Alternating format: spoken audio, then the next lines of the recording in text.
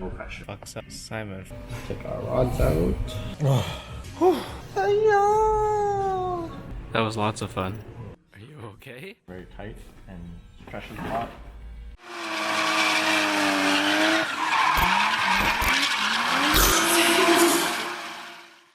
Back at the garage, I have my MR2 here.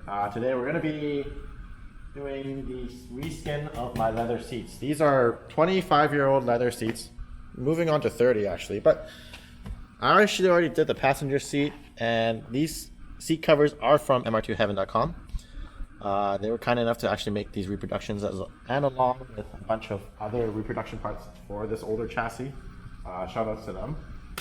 And now I'm just going to show you the process of doing the driver's seat, just so I could mess up on the passenger seat, not show you that, and do a good job on the driver's seat so it looks like I know what I'm doing.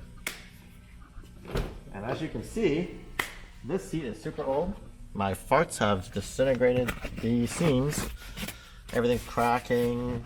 Bolster's actually not too bad, but it generally looks really disgusting. And I think that if you have a good clean interior, you're gonna enjoy driving your car. If not, it just looks like a dumpster dive. So here we go. Let's go take the seat out, and I'm gonna lay everything out and show you how it goes.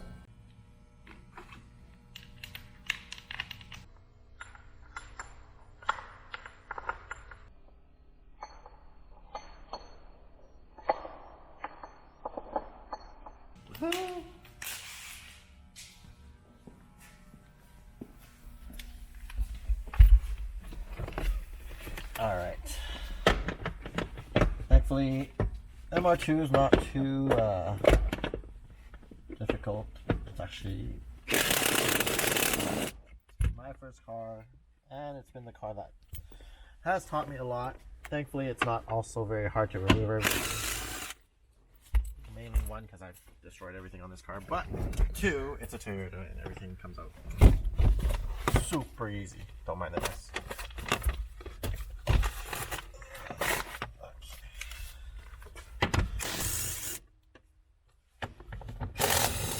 So 414mm bolts comes out. I generally like to fold the seat up to take it out and also remove the headrest. So go ahead and do that.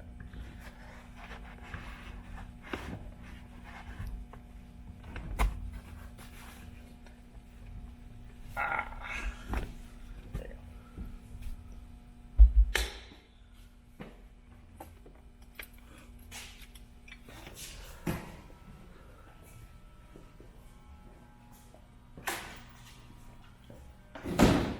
Alright, so these are the covers from MR2 Haven. They're not quite the right color, but again, you wouldn't really notice that if you had both seats changed anyway, so not too big of a deal. I'm just happy that anything's being made for the MR2. Given that it is such an old car, you never know when parts may go awry and when you'll have something to replace it with. So this is the back cover. It's fairly good. It's fairly close to the actual OEM design. It's still got the perforations in the middle, bolsters on the side. Looks pretty good. It's got a decent amount of padding. Having sat in the passenger seat with the new skin on, I would say it's actually pretty good. But personally, no complaints. This one is the headrest.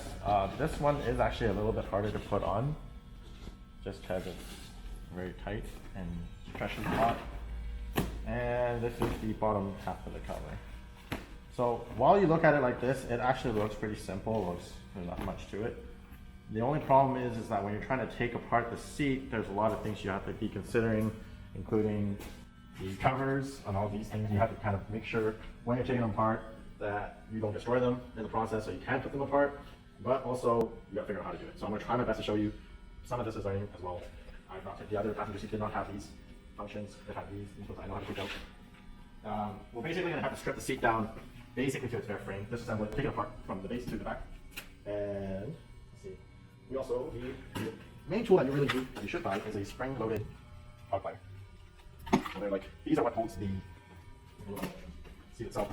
How you hold these covers into the seat, and that's how they do it from factory, is that there are these pockets that you line a metal rib through, and you kind of hook the rib onto here, and the metal sit will go through, and this will hold against some part on the seat as well. So these will tighten down. You do want the spring-loaded one, you can buy them without. It's just that with the spring-loaded one, it's good to hold the clip kind of without doing much. Whereas if the other one, they just kind of like flop around and then you just lose your position and it's just a bad time. Toyota, what they tend to do with these is that's gonna be hard to see, but underneath these rotary dials, there's usually like a clip that's similar to the roll-up handles. I mean, the handles on the roll-up windows. I don't know if you've ever taken one of those apart, but there's usually like a C-clip that you push open, and that'll kind of give this way to push up or pull out. But what I would do is just fish a pick, small screwdriver, or a combination of all of that. There you go. So a better view of it is here when I'm having it out. There's a channel for this clip just to kind of sit in there. And then when it's actually in the car or in the seat, it sits along this groove. So it kind of holds it down. So you just kind of have to use your pick and pick at it from each side, and it'll release the tension, which will allow you to then pull the knob out. So this handle is actually just slid onto and held in with a lot of old glue and force.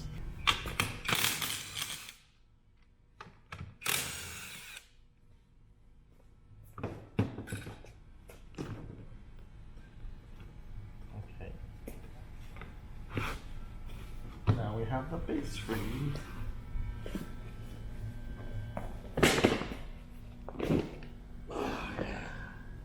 This side, there's a bunch of these clips. We're just gonna not reuse those, so we're just gonna cut them.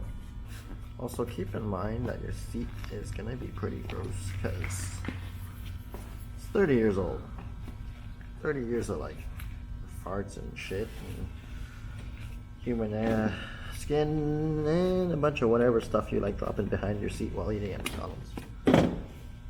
There are so many of these clips, it's not even like, this is the start, but there's literally like hundreds of these things in here. In these pockets, that's what the hog rings kind of hook onto, and they give the thing the structure it needs, so there's nothing. Covers are off. This is kind of okay.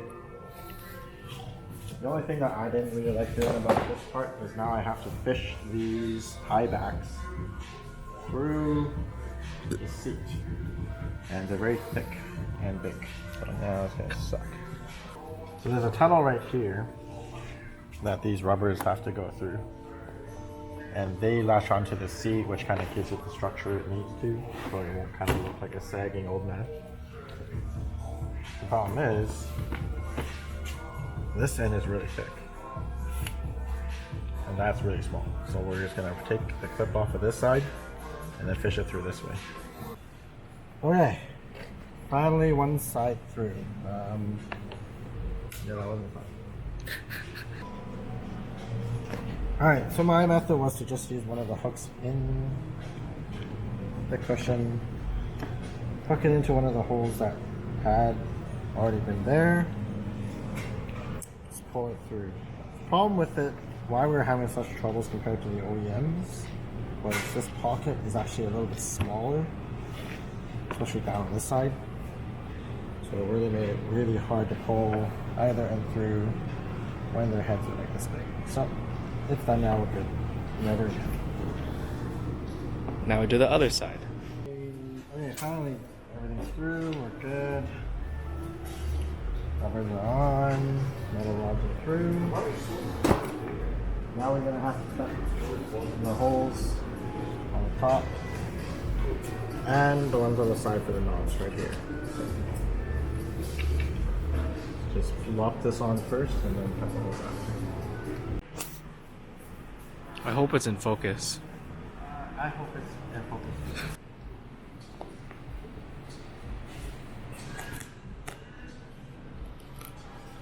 Casual stretching. Stretching is important.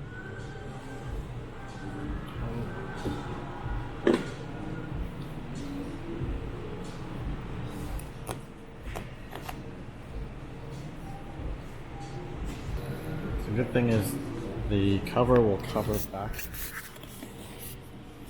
the hole you made, so. Nice. I don't know.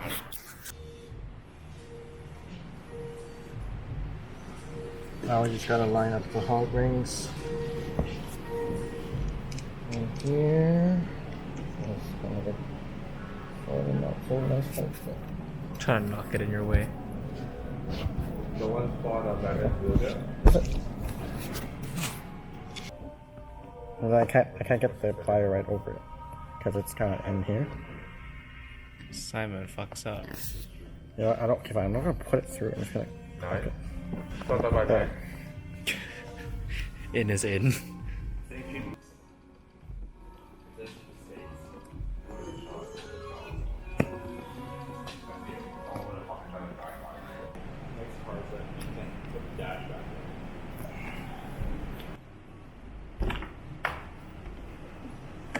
Oh baby, oh baby, you're so fine. Just that I'm fast track with that and we give you a quick list.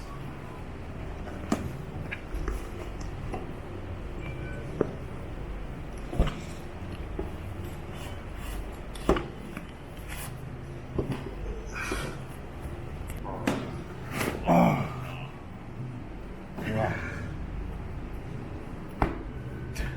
Should I hurt?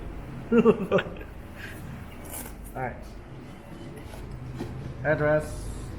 It's the headrest. It's this way. I think.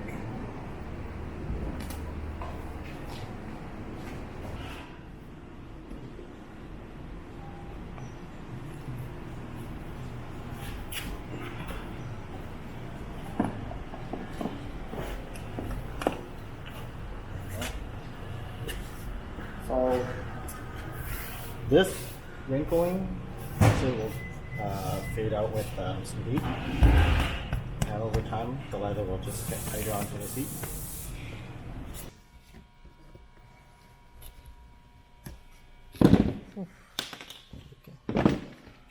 Okay.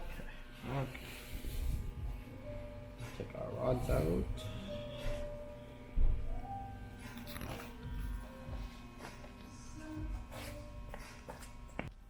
All right, so bottom cushion's off. This one was a bit harder than the other side because there was a lot of kind of like two steps to doing this. Basically, you had to get the outer clips out. I'm gonna show it to you here. So basically, you had to get the outer ones out on the seat, but then there was gonna be clips on the inside where it hooked to here and here as well. And the problem with that is the seat's not very, it's already pretty stretched when you get hooked to that way. So you're just kind of having to force it in pretty much. And then when you flip it over, you have hooks on here, here, and another set of hooks here, which you'll only see when you're taking the cover off and you're pulling it back. I'm just going the other way. You're pulling it back. This will actually be right here. So yeah, just be careful of that. Same with here. You can see it. This is hooked into here. So now we're just gonna have to transfer all these rods through to the new cover, and then we're gonna try to put it all back together. One thing I will say about this new cover is that there is a pocket here and a pocket here. I actually had an extra pocket sewn on because this one is in the wrong position. I don't know why they did that, but it was like that for the passenger seat, so I just had it done on both. I just got an upholstery shop, or like even my tailor, she actually just made a new pocket on this seam. If you look, it's the same thing. So there's nothing on this first seam, and then there's the pocket is on the back seam. So not a big deal. She just charged me $10 to sew this thing on, and then we're good. Everything is pretty much transferred over. We'll slap it back onto the cushion base, put it all back together, and we'll be able to put the seat back in. All right, bottom's cushion is on. Everything looks good. Thanks to Patrick for giving me a hand. Again, all of these wrinkles will kind of work itself out over time. These wrinkles will come out over time, so not too concerned. I think it looks pretty damn good already compared to those. There you go, all finished.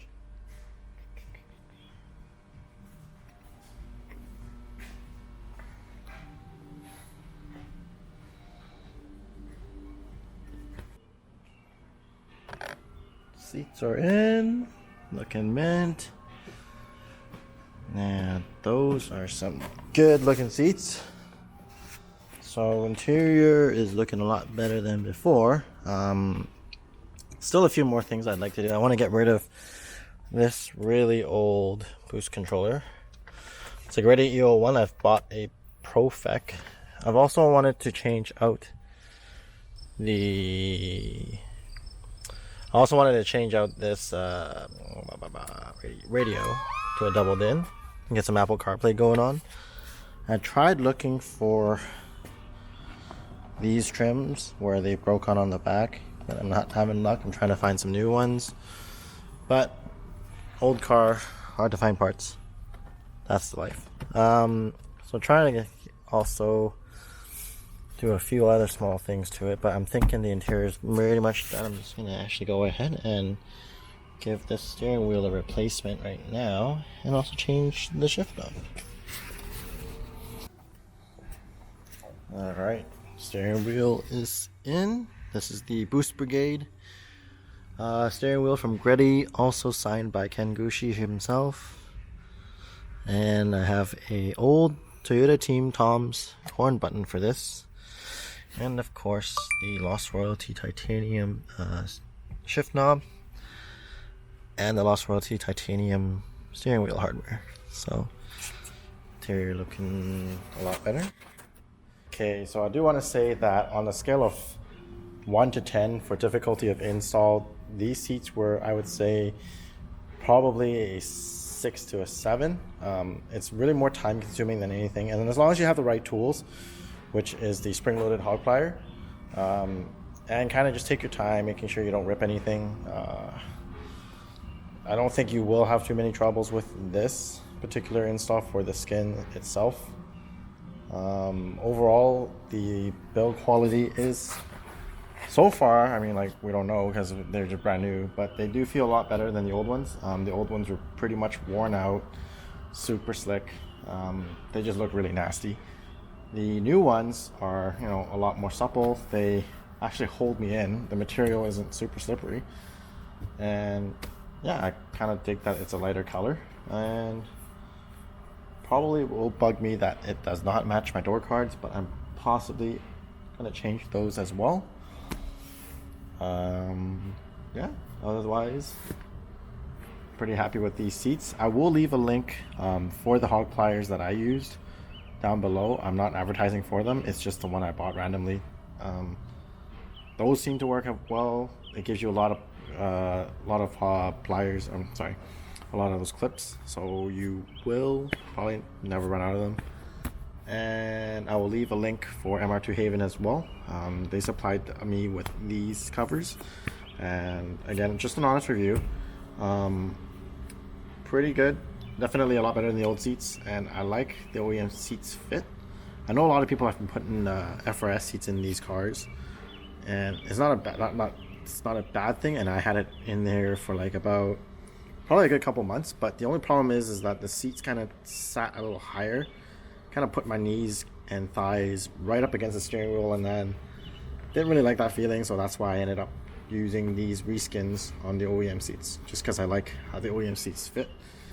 It's meant for the car, just looks overall better. Yeah, outside of that, if you guys have any ideas for the next mod or something you'd like to see me do on this car, let me know in the comments. Yeah, just trying to clean up a lot of the old stuff. This is my first car, so I've had it for a long time, probably more than 20 years now. Not quite, 18 years, 20 years. It's been a while, so there's a lot of memories in it, and hopefully we can make some more with things we're gonna do to it to make it good again. All right, so that is today's video. Thanks for watching. If you did like what you see, do leave a comment. Say what you liked about it. Say what you didn't like about it. I am using a DJI, some kind of camera. I forgot. It's just a handheld one. Trying it out for the vlog, and so far it's a little harder to use, but I'm kind of liking that it's a lot more portable. And yeah, hopefully we will work on this guy more in the coming days, get it looking a lot better, and outside of that, we good. See you guys.